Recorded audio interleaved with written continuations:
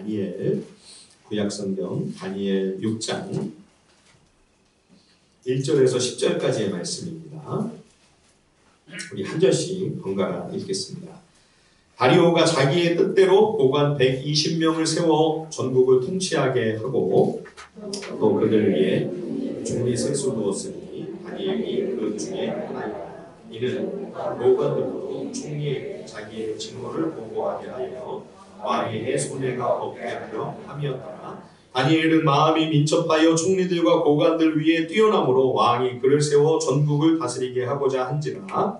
이 총리들과 고관들이 국사에 대하여 다니엘을 고발할 근거를 찾고자 하였으나 아무 근거 아무 허물도 찾지 못하였으니 이는 그가 충성되어 아무 그릇됨도 없고 아무 허물도 없음이었더라. 그들이 이르되 이 다니엘은 그 하나님의 율법에서 근거를 찾지 못하면 그를 고발할 수 없으리라 하고 이 총리들과 고관들이 모여 왕에게 나와서 그에게 말하되 다리오 왕이여 안수무가 하옵소서. 나라의 모든 총리와 지사와 총독과 법관과 관원이 의논하고 왕에게 한 법률을 세우며 한 금령을 정하실 것을 구하나이다. 왕이여 그것은 곧 이제부터 30일 동안에 누구든지 왕 외에 어떤 신에게나 사람에게 무엇을 구하면 사자굴에 던져 넣기로 한 것이니이다.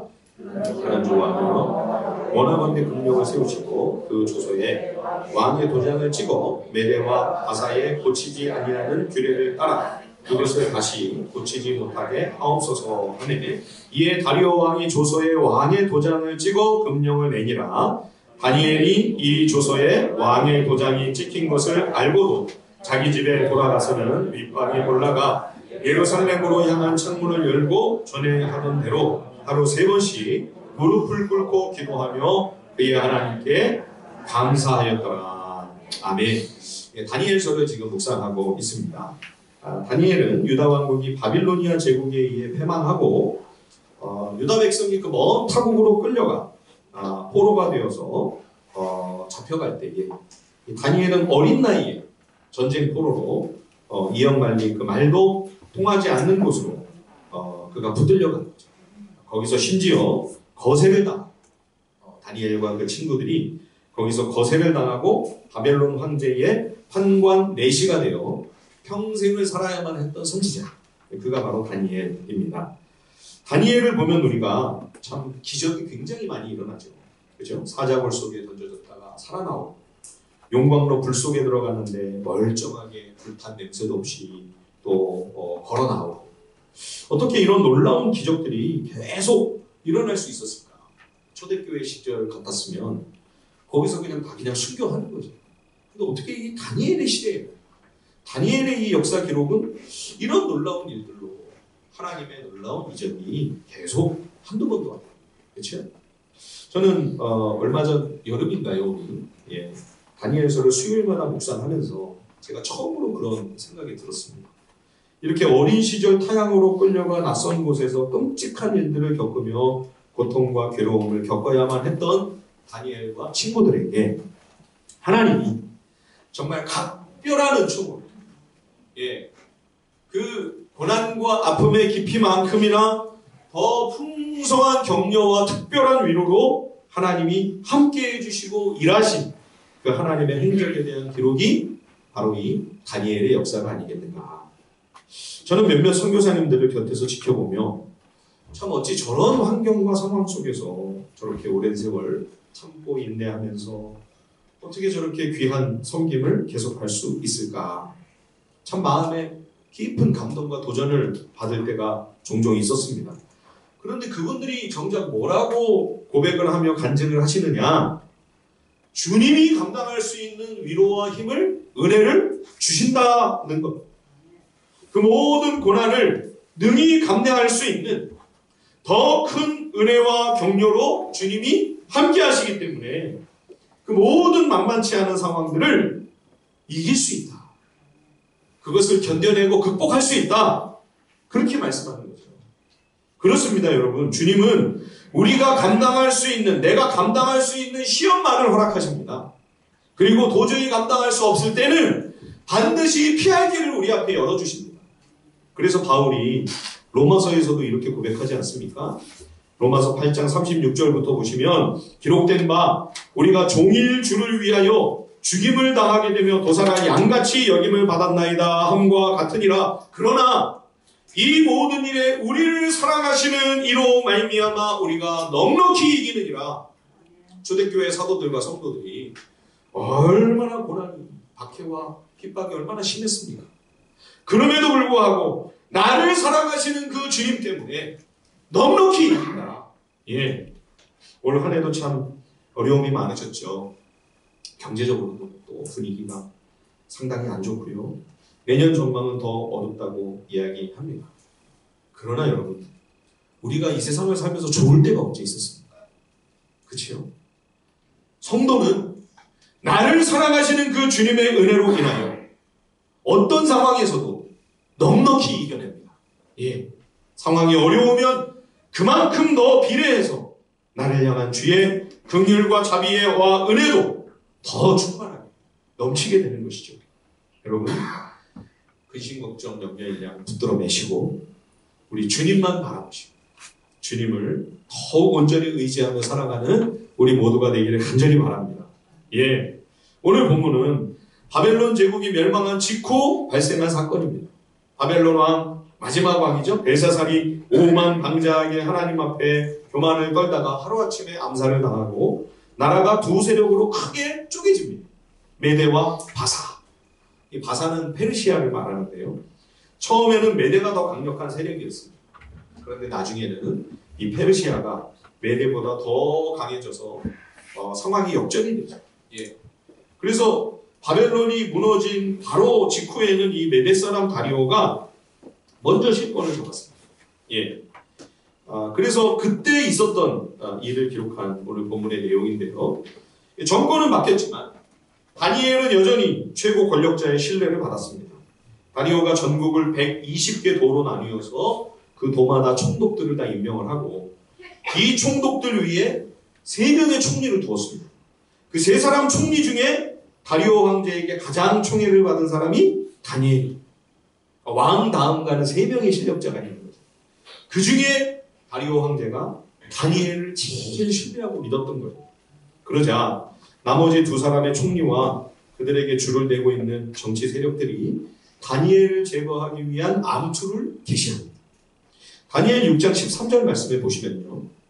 나중에 이 사람들이 다니엘을 왕에게 고발하면서 뭐라고 다니엘을 부르냐면 사로잡혀온 유다 자손 다니엘 이렇게 이야기를 합니다. 여러분, 다니엘이 끌려온 지 지금 이 시점으로 한번 계산을 해보면요. 벌써 한 60년 세월이 넘었을 때입니다. 그러니까 다니엘은 평생 바벨론에서 살아온 바벨론 사람이나 다름이 없었습니다. 그런데도 바벨론 사람들이 다니엘을 뭐라고 부르느냐면 전쟁 포로로 끌려온 노예라는 겁니다. 그러니까 다니엘이 이 땅에서 어떤 멸시와 조롱과 견제와 차별을 일평생 당해야만 된다 하는 것을 우리가 짐작할 수 있는 대목이죠. 그런 다니엘, 전쟁 포로이고 원래 노예였던 그가 왕에게 지금 더 각별한 마음을 얻는 것, 이게 못마땅하고 도저히 견딜 수가 없는 거죠. 그래서 작은 무슨 꼬투리라도 하나 잡으려고 사찰을 하고 뒤를 캐고 막 탈탈 털은 거죠. 예. 그런데 아무리 털어도 먼지가 안 나네요. 그래서 이 사람들은 그가 하나님 여호와를 열정적으로 신앙하는 인물이니 거기서 뭔가 빌미를 잡지 않으면 이 다니엘을 쓰러뜨릴 방도가 없겠다. 그래서 진짜 황당한 것을 왕에게 제안합니다. 누구든지 한 달 동안 다리오 왕 외에 다른 신에게나 사람에게 기도하거나 기원을 하면 그는 사자굴에 당장 던져 넣는다. 이런 법령을 만들고 왕에게 어인을 찍으라는 겁니다. 얼마나 말도 안 되는 소리입니까 지금. 그런데 이 간교한 신하들은 황제의 공명심과 허영을 잔뜩 자극하고 부추기면서 왕이 설득될 수밖에 없도록 감언이설로 현혹을 하는 거죠. 비록 다리오가 바벨론을 꺾고 급부상했으나 아직은 메대를 위협하는 페르시아의 세력도 있기 때문에 긴장을 늦출 수 없었습니다. 그러니 이런 때에 황제를 중심으로 온 백성의 마음을 하나로 단결하도록 해야 됩니다. 권력을 지금 더 공고히 하지 않으면 안 됩니다. 그럴듯한 구실과 명분을 내세웠겠죠. 황제는 도장을 찍었습니다. 그리고 다니엘이 이 금령에 걸려든 다음에야 간교한 저들의 함정에 빠진 것을 눈치채게 된 거죠. 왕이 아무리 다니엘을 살려보려고 해도 방법이 없습니다. 이미 돌이킬 수 없도록 목쇠를 찍어놨잖아요. 그런데 다니엘은 이 모든 상황을 모르고 계속 하나님 앞에 기도를 했을까요? 그럴 리가 없죠. 예, 바벨론의 그 한복판에서 이제까지 살아남은 정치 원론들, 예, 상황이 어떻게 돌아가는지를 몰랐겠습니까? 다 알고 있었죠. 그런데도 너무나 위험하고 무모한 일을 감행해요. 다니엘. 같이 한번 읽어보실까요? 자, 다니엘 6장 10절 말씀을 우리 다 함께 한번 큰 목소리로 읽어보겠습니다. 다니엘 6장 10절입니다. 시작. 다니엘이 이 조서에 왕의 도장이 찍힌 것을 알고도 자기 집에 돌아가서는 윗방에 올라가 예루살렘으로 향한 창문을 열고 전에 하던 대로 하루 3번씩 무릎을 꿇고 기도하며 그의 하나님께 감사하였더라. 지금 정적들이 자기 뒤를 캐고 지금 사찰하고 끊임없이 감시하고 있는 것을 알고 있어요. 이 기도하다가 발각되면 바로 붙들려가서 맹수의 밥이 되는 겁니다. 그런데 왜 다니엘은 기도하는 일을 멈추지 않았을까요? 소나기가 쏟아지면 일단 피하고 봐야죠. 한 달 동안만 잠시, 그렇죠? 이 어인이 딱 찍힌 그 서류에 보면 한 달이라고 했으니까 한 달만 멈췄다가, 그렇죠? 한 달 후부터 기도하면 되잖아요. 그런다고 하나님이 뭐 다니엘에게 벼락을 떨어뜨리시겠습니까? 하나님이 진노하시겠습니까? 왜 다니엘은 알면서도 이렇게 위험하고 무모한 짓을 하는 걸까요? 여러분, 이게 과연 신앙인가요? 무지몽매한 그의 고집이고 오기를 지금 어깃장을 부리고 있는 것은 아닙니까? 그런데다가 더 이해가 안 되는 것은 기도하며 하나님께 감사했다. 이제 곧 끌려가서 이제 굶주린 사자의 먹이가 될 터인데 무슨 감사입니까 도대체? 여러분, 다니엘이 어떤 감사를 하나님께 올려드렸을까요? 우선 다니엘이 이 엄중한 시국에도 계속 기도하는 일을 멈출 수 없었던 이유가 있습니다. 이때 다니엘은 정말로 놀랍고 특별한 하나님의 은혜를 개인적으로 경험하고 있었습니다. 과거 하나님이 예레미야 선지자를 통해서 유다가 예루살렘이 멸망하기 전, 성전이 무너지기 전에 주셨던 말씀.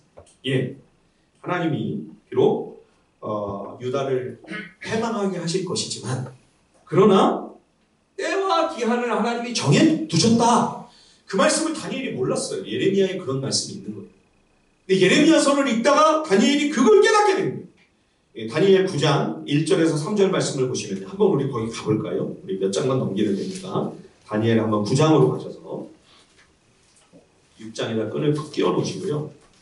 다니엘 9장 1절로 3절을 같이 한번 읽어보겠습니다. 다니엘 9장 1절에서 3절입니다. 시작. 메대 족속 아수에로의 아들 다리오가 갈대한 나라 왕으로 세움을 받던 첫해 곧 그 통치 원년에 나 다니엘이 책을 통해 여호와께서 말씀으로 선지자 예레미야에게 알려주신 그 연수를 깨달았나니 곧 예루살렘의 황폐함이 70년 만에 그치리라 하신 것이니라. 내가 금식하며 베옷을 입고 죄를 덮어쓰고 주 하나님께 기도하며 간구하기를 결심하고, 예, 그러니까 유다가 패망하기 전에 이미 예루살렘이 망하고 성전이 다 불타고 다 무너져서 재가 되기 그 이전부터 하나님은 예레미야 선지자를 통해 미리 말씀하신 거죠. 하나님이 이 약한 백성을 낮추신다.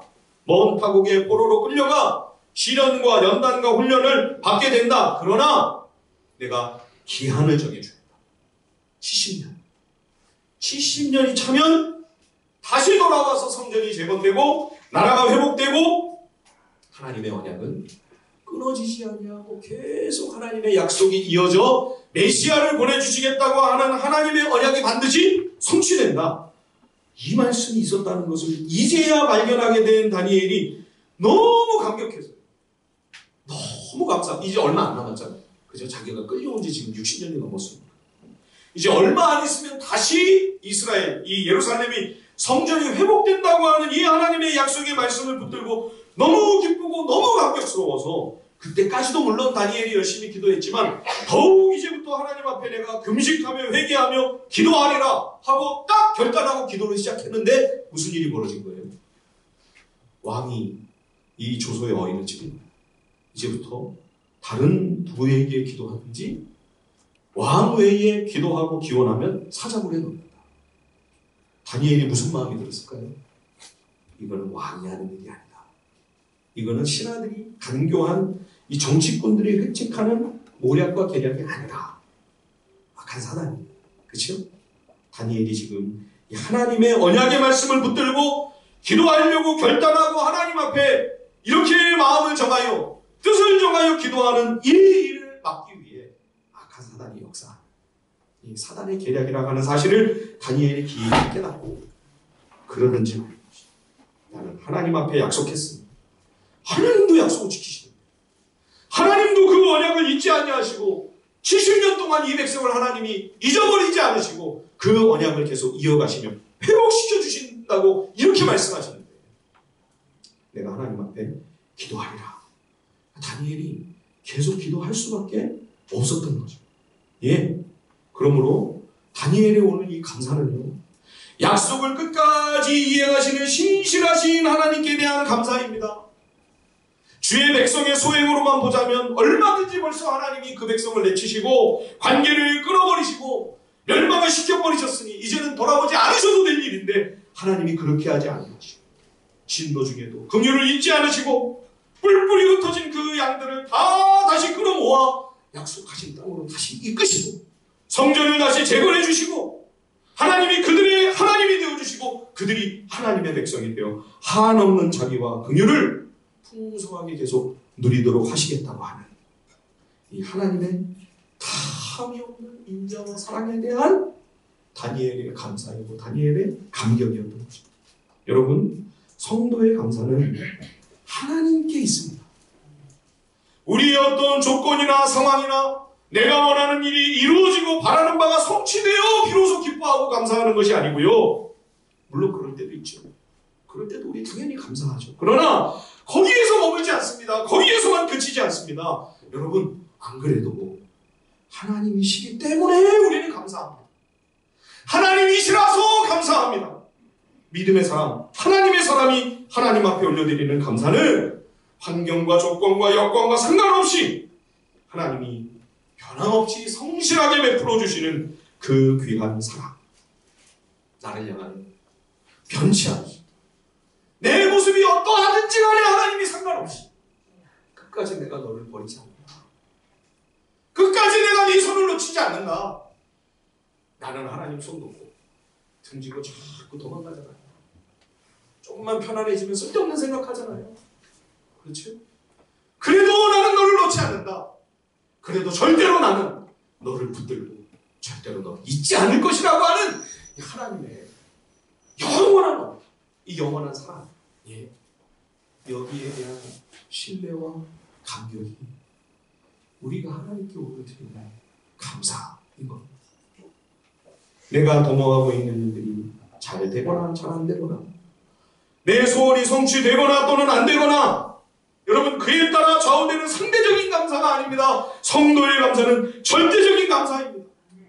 어떤 상황 어떤 형편에서든 혹 뜻대로 되지 않아도 내가 바라는 대로 잘 풀리지 않아도 그러나 결국 하나님은 나보다 나를 향한 더 좋은 계획을 가지고 계시고 가장 선하고 복된 길로 나를 인도해 주실 것이기 때문에 그런 하나님을 향한 절대적인 신뢰가 성도의 감사에 있어 가장 중요한 근거이고 이유인 거죠.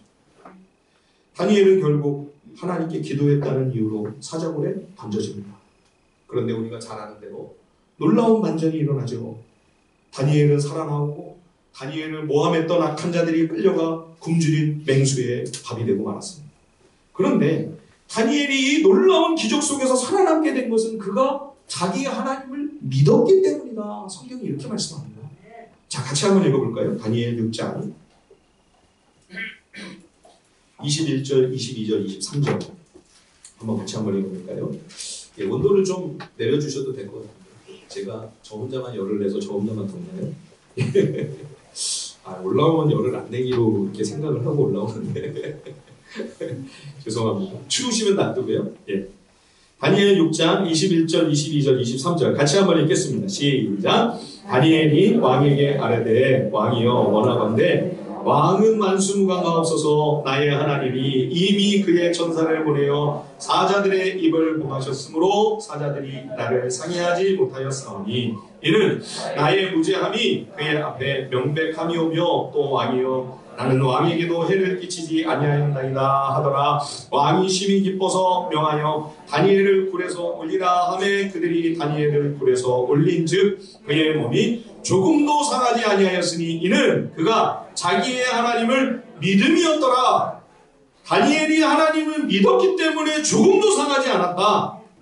그러면 여러분, 다니엘이 사자굴에 들어갈 때 하나님이 나를 지켜주셔서 내가 반드시 살아남게 될 거다, 나는 반드시 살아나온다, 그거를 확신하고 믿었기 때문에 하나님이 사자의 입을 봉하시고 구원을 얻게 된 걸까요?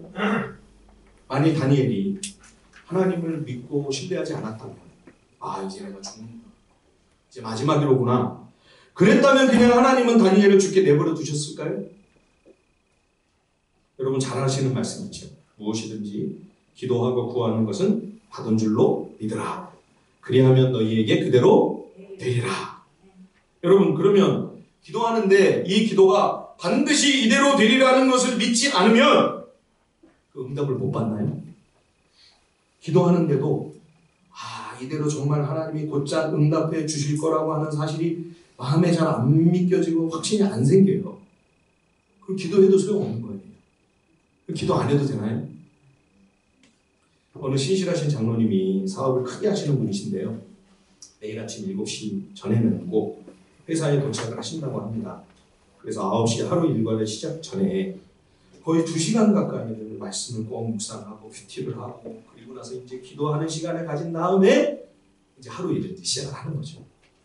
그런데 이분은 자기 말이 그래요. 자기 고백이, 나는 의심이 너무 많은 성격이다. 간절히 하나님 앞에 기도하고 열심히 간구하기는 하는데 이게 꼭 내 기도대로 하나님이 반드시 그렇게 이루어 주시리라고 하는 그런 확신과 믿음이 잘 안 생긴다는 거예요. 그래서 이것 때문에 굉장히 자기가 고민을 많이 했대요. 왜 이렇게 믿음이 없나? 예.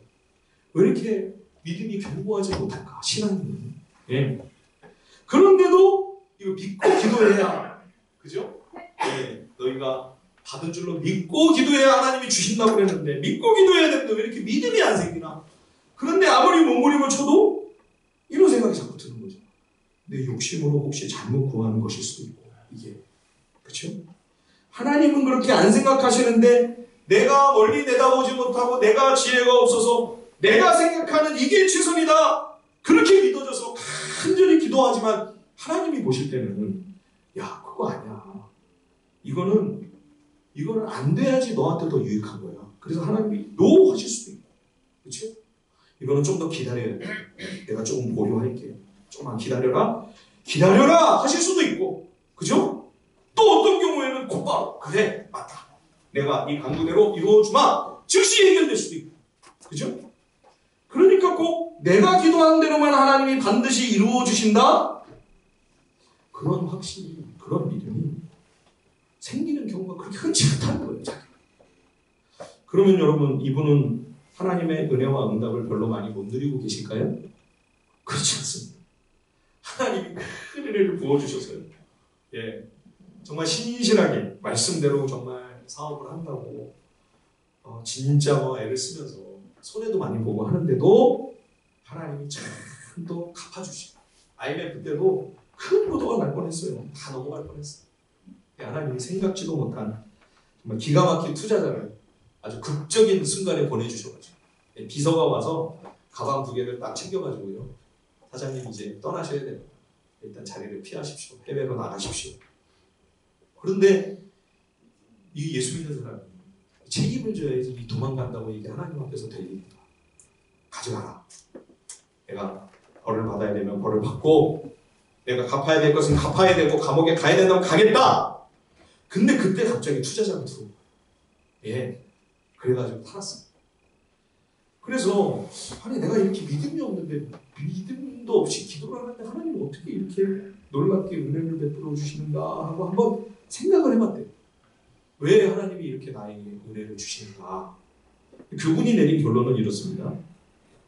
잘 믿어지지도 않고 확신도 없고 이놈이 참 많은 믿음이 부족한데도 그래도 날마다 매일 아침 7시면 먼저 회사에 도착해가지고 안 믿어지는데도 하나님께 매달리고 잘 확신이 안 생기는데도 그래도 하나님께 늘 의지하고 매달리면서 기도하니까 아이고 참 애쓴다. 그래서 하나님이 더 불쌍히 여겨주시는 것이 아닌가. 본인의 해석이에요. 그거는. 저의 해석은 좀 다릅니다. 여러분, 그분이 날마다 기도하며 날마다 믿고 신뢰한 것은 과연 무엇이었을까요? 자기의 기도가 꼭 그대로 응답될 것이라고 하는 확신과 믿음은 그에게 부족했지만, 그러나 그는 하나님, 그분을 향한 신뢰와 믿음이 있었던 거죠. 기도 응답에 대한 확신이 아니고요, 나의 하나님을 향한 확신과 믿음이 있었던 것입니다. 혹 내가 기도하는 거 당장 안 들어주실지라도 하나님께는 나를 향한 더 훌륭하고 놀라운 계획이 있기 때문에 노 하고 거절하셔도 또는 기다려라 하시더라도 그것이 나를 위한 것임을 그는 의심하지 않는 거죠. 하나님은 나를 가장 사랑하시고 나를 위해 더 좋은 계획을 가지고 계시니 기도 응답을 넘어서서 선하고 좋으신 하나님에 대한 믿음과 신뢰와 확신이 있었던 겁니다. 다니엘의 믿음이 바로 그런 믿음이었던 거죠. 하나님이 사자굴에서 반드시 나를 구해주실 것이라고 하는 그런 믿음이 아니고요, 하나님은 나를 가장 선한 길로 이끄실 것이다. 살리든지 죽이시든지 하나님이 내게 허락하시는 그것이야말로 나에게는 가장 좋은 선물이다. 하나님의 허락은 최선입니다. 이 믿음과 확고부동한 신뢰가 있었기 때문에 그는 하나님을 믿고 의지함으로 나아갈 수 있었던 거죠. 우상숭배를 거부하고 불 속에 들어갔던 다니엘의 친구들의 신앙도 마찬가지입니다. 하나님이 우리를 반드시 구해주실 것입니다. 그러나 거기에서만 그들의 신앙이 멈춰있지 않았습니다. 그치지 않았습니다. 혹시 더욱 하나님이 우리를 구해주지 않으실지라도 우리는 절대 왕이 만든 금신상에게 절하거나 경배할 수 없습니다. 그 일에 대해서는 더 이상 우리는 할 말이 없습니다. 하나님은 가장 좋은 것으로 보답하시고 최선의 길로 인도해 주실 것이기에 그런 하나님을 믿고 신뢰하며 하나님의 절대적인 주권에 모든 것을 맡기는 내 모든 인생과 운명을, 내 앞길을 하나님께 전부 의탁하는 신앙, 그것이 그들의 믿음이었기에 오늘 이 다니엘의 감사는 그러한 전적인 의탁에서 나오는 진정한 평안과 자유함입니다. 자, 그렇다면 여러분, 다니엘, 미사엘, 하나냐와 아사랴는 어떻게 이렇게 자신들의 모든 것을 다 내어 맡길 수 있는 그런 귀한 믿음을 소유할 수가 있었을까요? 처음부터, 날 때부터 이들이 이런 믿음을 가지고 태어나지 않았을 것은 자명합니다. 이들의 이러한 신앙은 이들이 걸어온 인생 여정과 무관하지 않을 것입니다. 일찍부터 어린 시절 정말 사망의 음침한 골짜기 같은 심한 굴곡을 겪어왔습니다. 태어나 보니 나라가 망했고 그때 아마 바벨론으로 끌려가면서 부모와도 생리배를 했겠지요. 이역 말린 타국의 전쟁 포로가 되어 낯선 땅으로 끌려가 먹는 것도 말하는 것도 문화도 완전히 다른 나라에서 끔찍한 고통을 겪고 오죽하면 바벨론의 황당한 대시가 되지 않았습니다. 우상숭배를 강요당하고 자신들이 전혀 먹지도 않았던 먹지 말아야 할 음식을 먹도록 강요당하고 심지어 이름까지 다 창씨개명을 해버렸잖아요. 이게 다 강요예요. 자원해서 하는 게 아니라 억지로 싫어도 해야 되는 거예요. 안 하면 죽는 거죠. 억압과 폭력이 일상의 삶이었죠. 그러니 여러분, 이 청소년들, 이 젊은이들이 하나님 앞에 울부짖지 않을 수 있었겠습니까? 큰 소리로 하나님 앞에 목 놓아 통곡할 그런 기회도 없었을 겁니다. 아마 밤에 몰래 숨죽여 눈물을 흘리고 시름과 탄식을 속으로 삼켜가면서 하나님께 매달리고 울부짖지 않았을까요? 그런데 여러분, 이런 다니엘, 미사엘, 아사랴, 하나냐의 그 간절한 절규를 하나님이 들으시고 응답해 주시고 친히 그들을 도우시는 하나님의 놀라운 손길을 이들이 경험하는 거죠.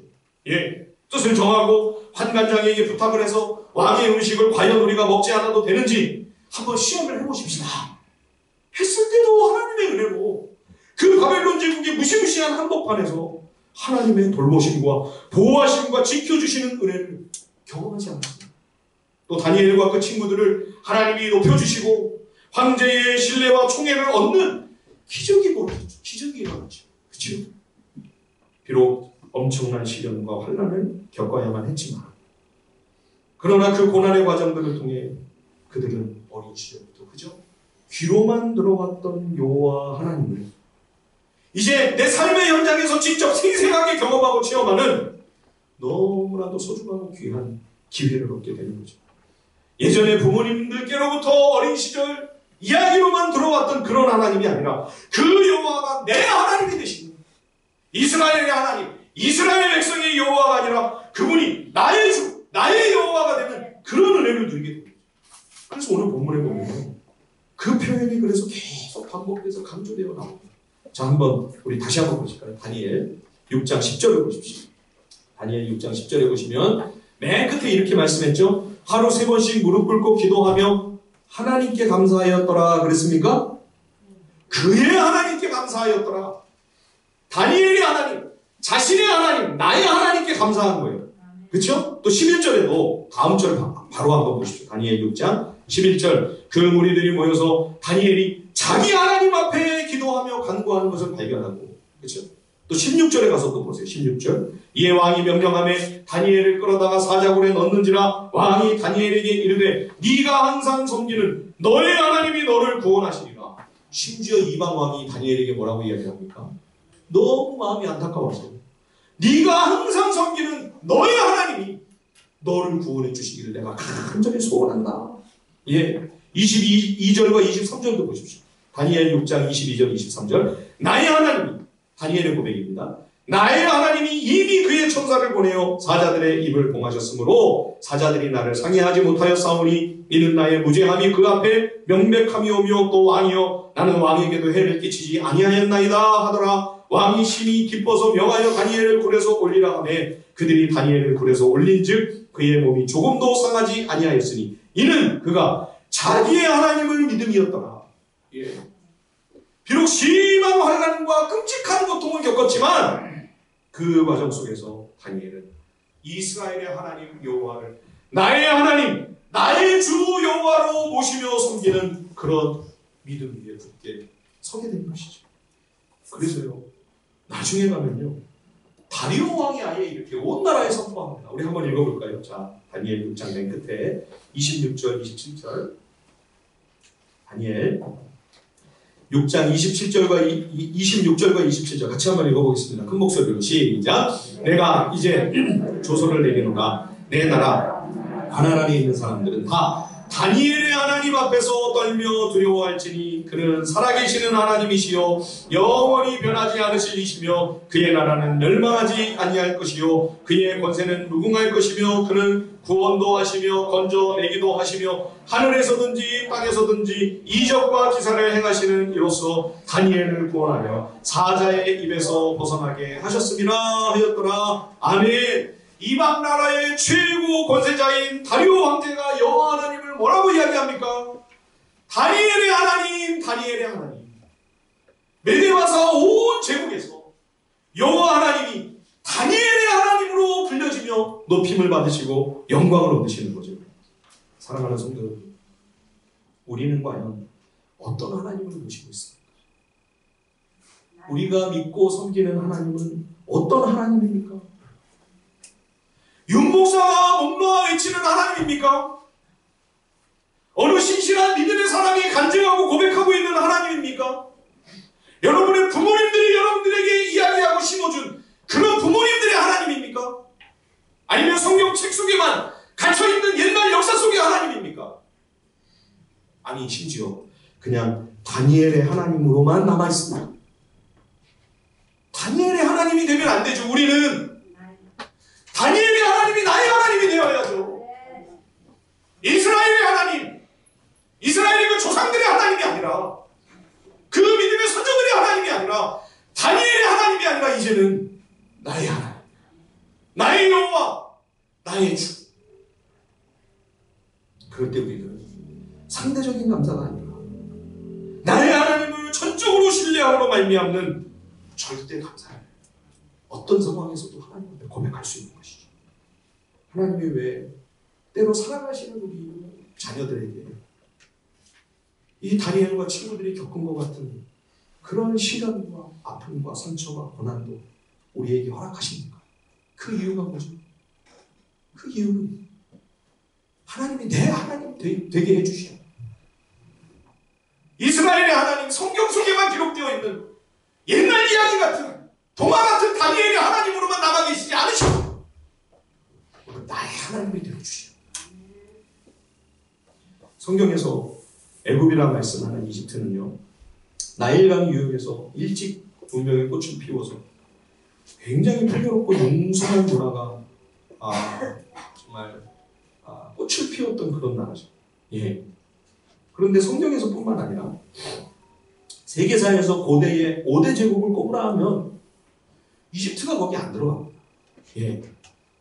5대 제국을 추려라. 여기 우리 로비에도 성경과 5대 제국 그런 책이 있잖아요. 너무 좋은 책입니다. 여러분 구약 성경 역사를 이해하는데 굉장히 도움이 되는 책이니까요. 안 읽어보신 분들은 꼭 읽어보시기 바랍니다. 성경과 5대 제국. 거기서 5대 제국은 아시리아, 바벨론이죠.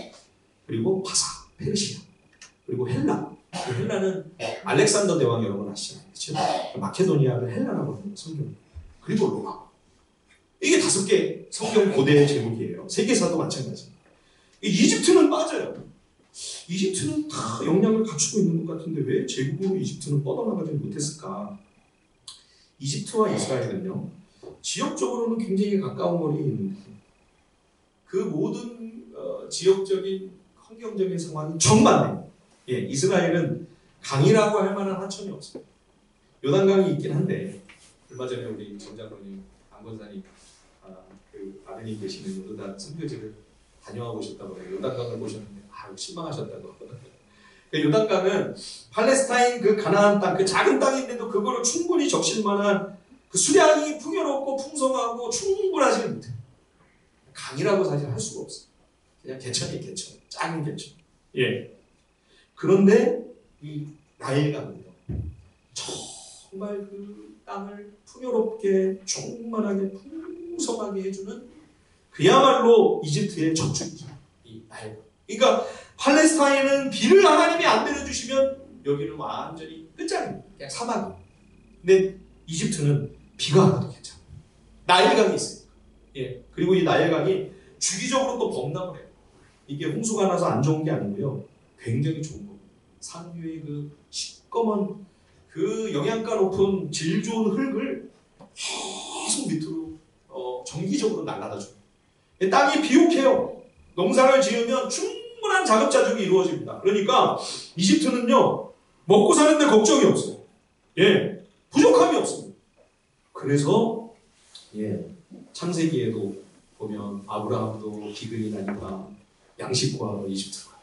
이제 야곱도 이스라엘도 또 기근이 또 있으니까 팔레스타인에 먹을 것이 없으니까 또 식량을 구하러 이집트로 가요. 그렇죠? 이집트 사람들은 먹고 사는 일에 근심 걱정이 없었기 때문에 사후세계에 관심이 많았어요. 그래서 왕들이 그렇게 어마어마한 피라밋을 건설한 겁니다. 그 풍요로운 삶을 영원토록 계속해보겠다. 나일강 이외의 지역은 완전히 척박하고 메마른 사막 지형이죠.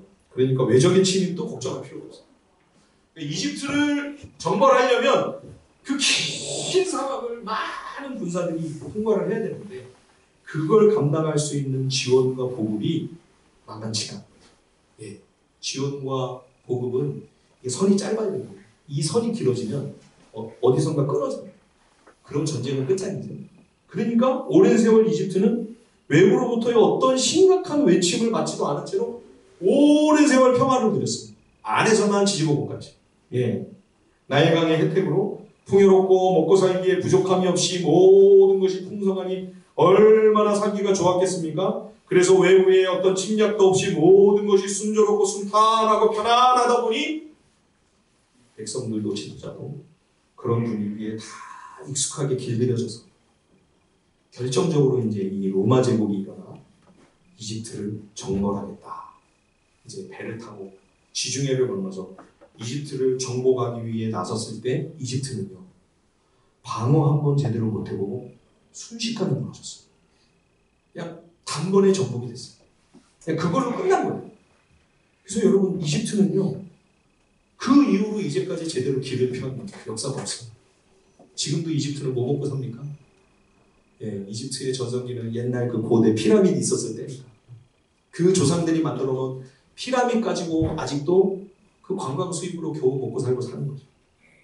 여러분, 편안하고 걱정 근심 없이 편한 게 복입니까? 아닙니다.